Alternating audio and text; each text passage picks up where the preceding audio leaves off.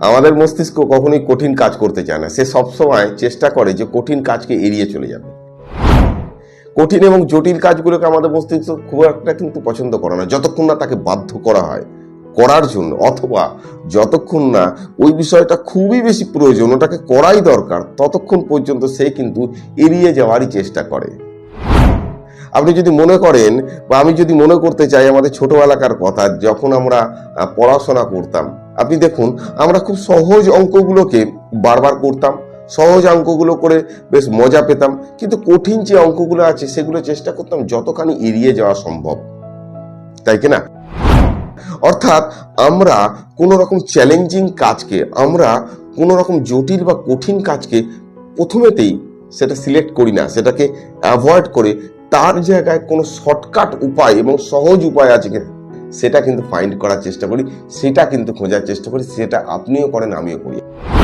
আপনি ভালো করে চিন্তা করুন, আপনি যদি কোনো সমস্যায় থাকেন, আর এই মুহূর্তে যদি কোনো সমস্যা থাকেন, আপনি চেষ্টা করছেন যে কত তাড়াতাড়ি সেই সমস্যা থেকে বেরিয়ে যাবেন। অর্থাৎ আমরা এটাও করে থাকি, যে কোনো বিষয়ের উপর সিদ্ধান্ত নেওয়ার সময় আমরা চেষ্টা করি কত তাড়াতাড়ি সিদ্ধান্ত নেব। অর্থাৎ সিদ্ধান্ত নেওয়ার পর বা সিদ্ধান্ত নেওয়ার আগে আমি যে সিদ্ধান্ত নিলাম সেটা কতটা সঠিক বা কতটা ভুল হয়েছে সেটাকে আমরা ভালো করে যে বিবেচনা করব, সেটাকে নিয়ে আমরা যে খানিকটা অ্যানালাইসিস করব, ভাববো, সেটা আমরা করতে চাই না। কারণ আমরা চাই না যে আমাদের এই অ্যানালাইসিসের ফলে আমাদের নতুন কোনো সমস্যা উঠে আসুক, এবং সেই সমস্যাটাকে আমরা যখন সমাধান করতে যাব আবার একটা নতুন কোনো সমস্যা উঠে আসবে। আমরা কিন্তু এর থেকে এড়িয়ে চলে যাই, এবং আমরা চেষ্টা করি একটা কোনো সমস্যা হলে সেই সমস্যাটার সমাধান যেন খুব কুইকলি হয় এবং খুব তাড়াতাড়ি সিদ্ধান্ত নিয়ে যাতে আমরা ছেড়ে দিতে পারি, আমরা মাইন্ডকে রিল্যাক্স করে দিতে পারি। অর্থাৎ আমরা সিদ্ধান্তও খুব তাড়াহুড়োতে নিয়ে থাকি, আমরা চেষ্টা করি যে কতক্ষণে সেই সিদ্ধান্তটা কমপ্লিট হয়ে যাবে, আমরা এর থেকে রেহাই পেয়ে যাব। অর্থাৎ আমরা এড়িয়ে যাওয়ার এখানেও চেষ্টা করি। আজকে আমরা এমন তিনটে বিষয় নিয়ে আলোচনা করব যেটাতে আপনি বুঝতে পারবেন যে আপনার কি করার দরকার।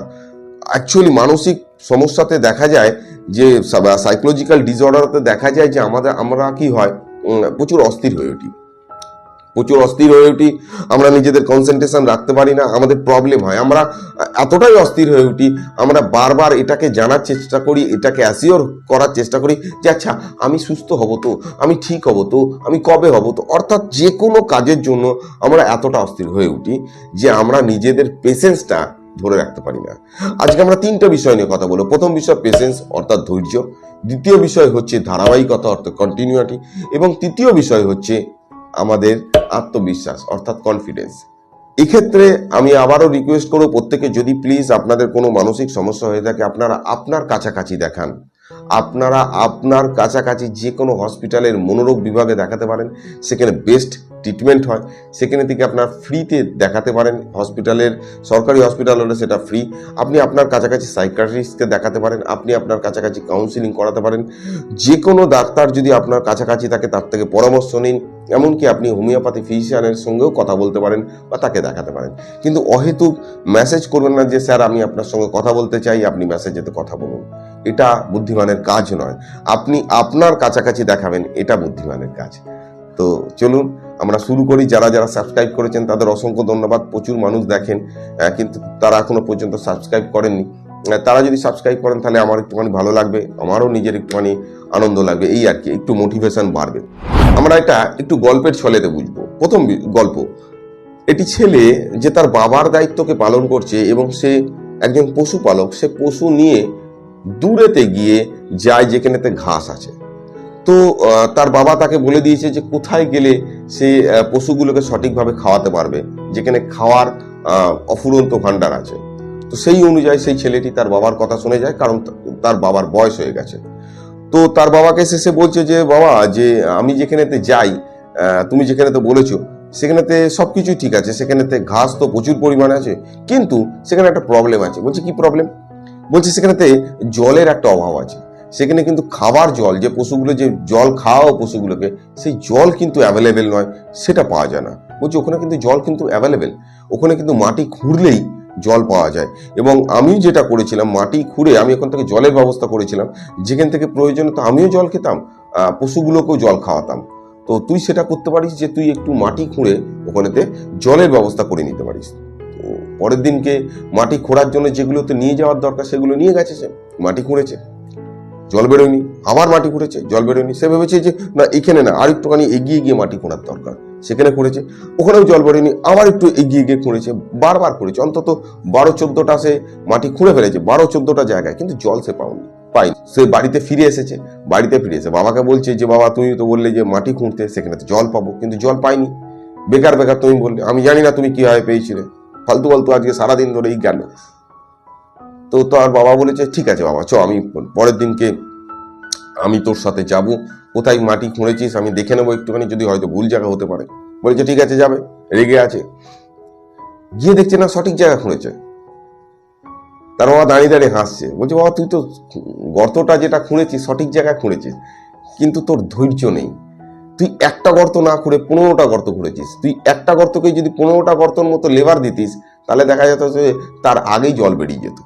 অর্থাৎ ধৈর্য একটা বড় ফ্যাক্টর, যেখানেতে আপনি ডিসিশন নেওয়ার আগে 10 বার চিন্তা করুন, কিন্তু ডিসিশন নেওয়ার পরে ধৈর্য রাখুন সেটা কমপ্লিট হওয়া পর্যন্ত। আমরা অনেক সময় দেখা যায় যে কোনো একটা কাজ শুরু করি, কিন্তু সেটাকে কমপ্লিট করি না, নেক্সট আর একটা কাজ করতে শুরু করে দিই, বা ওই কাজটাকে অন্য পদ্ধতিতে করা শুরু করে দিই। আমরা কিন্তু কাজটা করার আগে সিদ্ধান্ত নিই না যে আমরা কাজটা কিভাবে করব। তো কাজটা করার আগে আপনি সিদ্ধান্ত নিন, তার জন্য 2 দিন সময় নিন, কিন্তু কাজটা যখন ধরবেন একটা কন্টিনিউটি বজায় রাখবেন, একটা ধৈর্য নিজের উপরে রাখবেন যে ঠিক আছে আমি ধৈর্য ধরে এই কাজটাকে করব। এই ধৈর্যের অভাবে কিন্তু আমরা এমন একটা বিহেভিয়ার তৈরি করি, এবং আপনি যখন কোনো একটি নির্দিষ্ট কাজেতে ধৈর্য রাখবেন না, আবার কাজটাকে শিফট করবেন, আবার শিফট করবেন, আবার একটার থেকে একটার মধ্যে শিফট হবেন কন্টিনিউ, আপনার মধ্যে একটা বিহেভিয়ার তৈরি হয়ে যাবে। আপনি যে অধৈর্য এই বিষয়টা ফিল করতে পারবেন না, আপনি নিজেকে এই ক্যাটাগরির মধ্যেই ঢেলে ফেলবেন, এবং এটাই আপনার নর্মাল একটা পার্সোনালিটি হয়ে দাঁড়াবে, আপনি ধৈর্য রাখতে পারেন না। তো এটা না করাই ভালো, এবং যেটা শুরু করবেন ধৈর্য রাখুন, ধৈর্য রেখে শুরু করুন, নিজেকে এইটাকে বিশ্বাস দেওয়ার চেষ্টা করুন যে আমি যে পজিশনে আছি ঠিক ধৈর্য রাখবো, ধীরে ধীরে বেরোবো।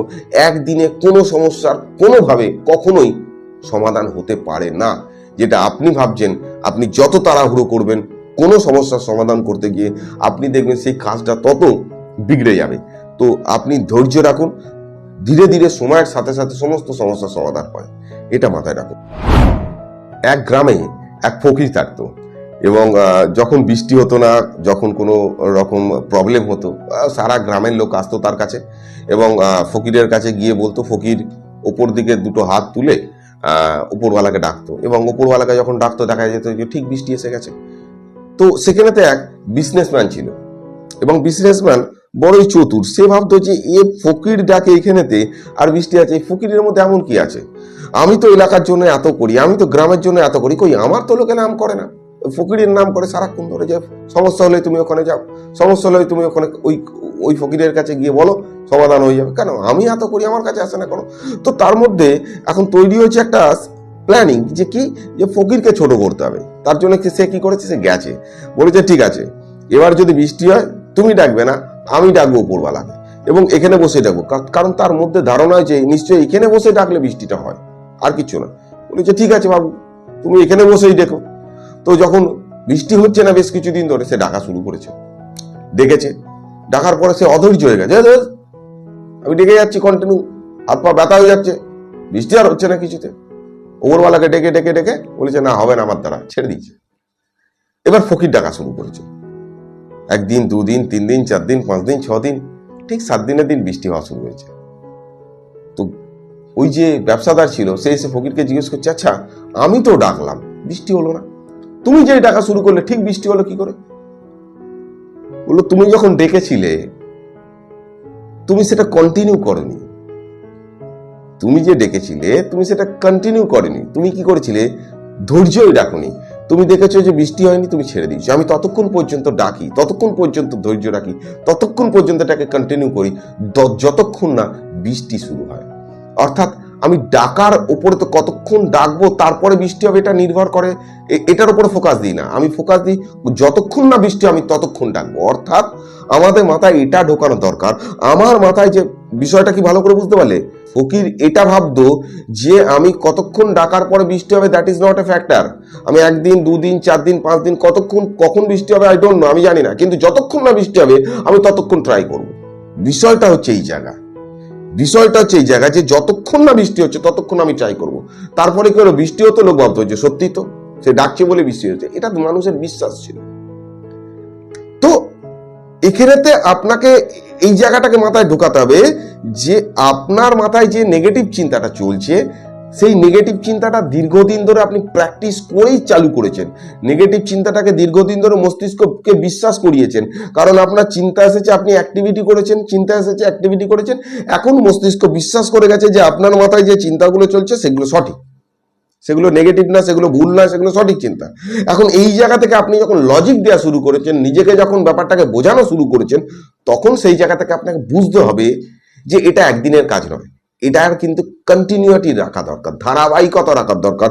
আমার যে প্র্যাকটিসটা আছে তার যখন ধারাবাহিকতা 7 মাস 8 মাস ধরে আমি রাখবো, আমার মস্তিষ্ক ঠিক একটা সময় বুঝতে শুরু করবে যে ইয়েস, আমার মাথায় যে চিন্তাগুলো আসছে তার এগেনস্টে কোনো প্রমাণ নেই এবং এগুলো সম্পূর্ণ মিথ্যা চিন্তা, ফেক চিন্তা।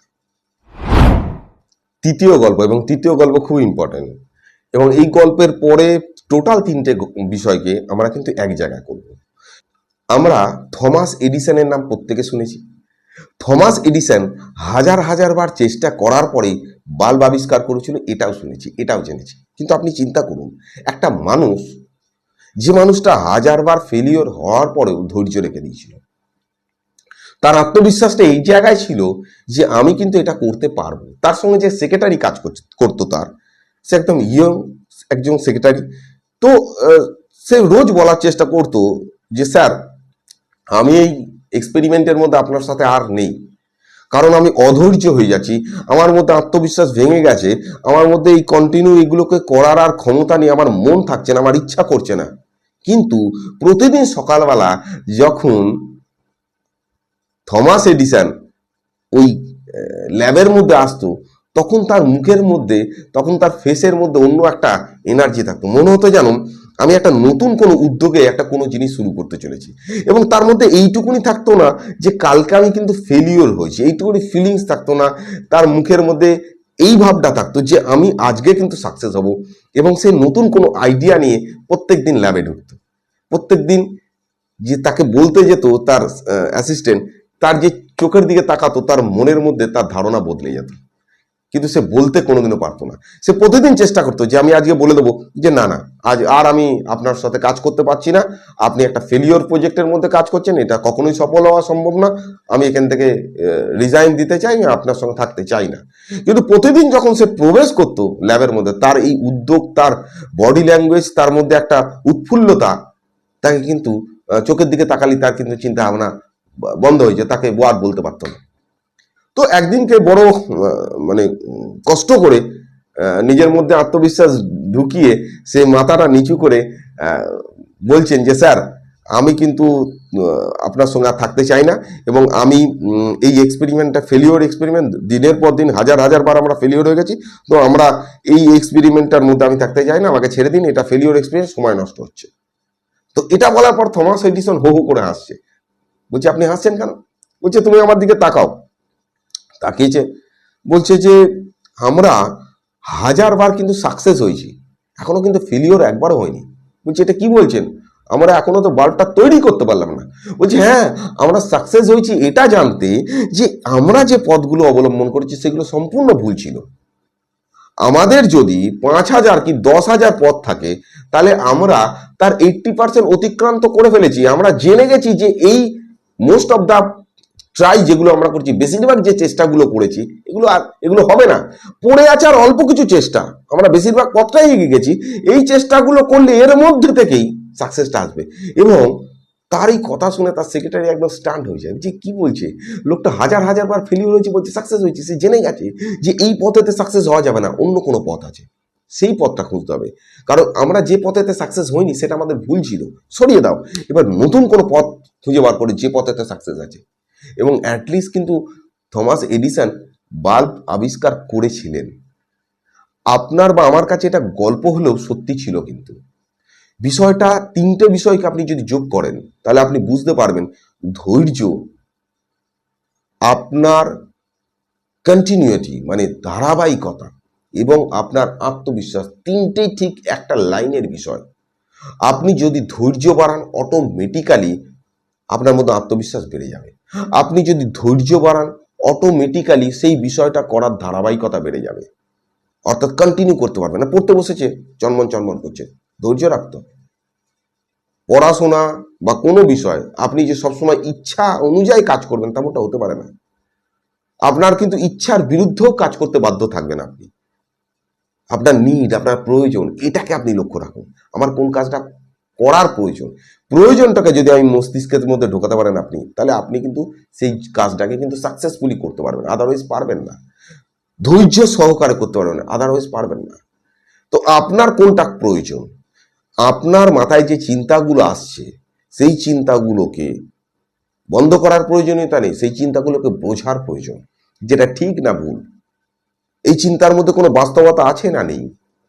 এর জন্য আপনাকে স্থির হতে হবে, ধৈর্যশীল হতে হবে, কন্টিনিউ ট্রাই করতে হবে এবং আত্মবিশ্বাস রাখতে হবে যে না না না, এর একদিন এই সমস্যা থেকে কিন্তু আমি একদিন বেরিয়ে যাব। আমার জীবনে অনেক সমস্যা হয়েছে, প্রত্যেকটা সমস্যা থেকে আমি বেরিয়ে গেছি, আমার বর্তমানে সেই সমস্যার কথা মনেও নেই, তো এটার থেকেও আমি বেরিয়ে যাব। হ্যাঁ, সময় লাগতে পারে, সেই সময়টা আমাকে দিতে হবে। আমার এত তাড়াতাড়ি কোনো জিনিসের ডেভেলপ হওয়া সম্ভব না, আর যে জিনিস খুব তাড়াতাড়ি ডেভেলপ হয় সেই জিনিস খুব তাড়াতাড়ি ভেঙেও যায়। সুতরাং নিজের উপরে ধৈর্য রাখুন, নিজের উপরে কনফিডেন্স রাখুন এবং ধারাবাহিকতা মেনটেন করুন, 100% সাকসেস হবে। Thank you very much, thank you.